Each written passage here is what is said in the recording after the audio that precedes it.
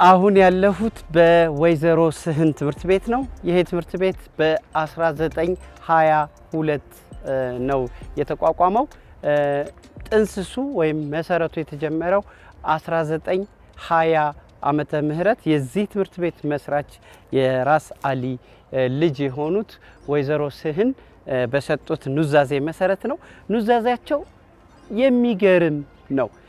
እኔ ስሞት ለ80 ቀን መታሰቢያዬና ለተስካሬ ብላችሁ ገንዘብ እንዳታባክኑ፣ በቤቴ ያሉኝን ጌጣጌጦች ጨምራችሁ በዚህ አባቴ ባወረሰኝ ቦታ ላይ ትምህርት ቤት መስርቱልኝ ብለው ለልጃቸው ልጅ በሰጡት ኑዛዜ መሰረት ነው ይሄ ትምህርት ቤት የተቋቋመው። በሰሜን ኢትዮጵያ የመጀመሪያው ትምህርት ቤት ነው።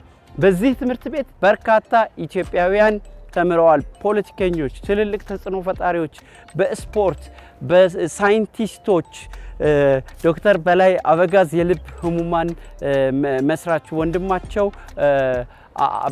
ብርሃኑ አበጋዝ፣ የኤርትራው ፕሬዝዳንት ኢሳያስ አፈወርቂ፣ ሌሎችም በከፍተኛ ተጽዕኖ የፈጠሩ በሀገራችን ፖለቲካዊ ኢኮኖሚያዊ ኢንቨስትመንት ላይ አሻራቸውን ያኖሩት ሼህ አላሙዲንን ዶክተር አረጋን ጨምሮ በርካታ ሰዎች ትልልቅ ኢትዮጵያውያን የተማሩበት ትምህርት ቤት ነው።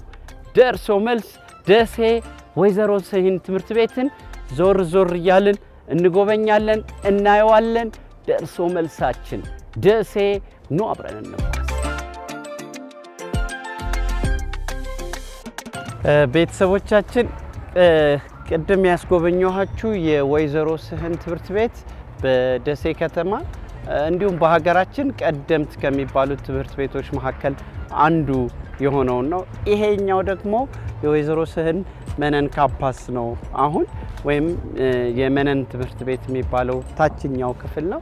ያኛው እናትየው ሲሆኑ ያስገነቡት፣ ይሄኛው ደግሞ እቴጌ መነን ወይም የቀዳማዊ ኃይለ ሥላሴ ባለቤት ልጃቸው ለደሴ ለወሎ ወይም ለዚህ አካባቢ ማህበረሰብ መማሪያ ያስገነቡት ትምህርት ቤት ነው።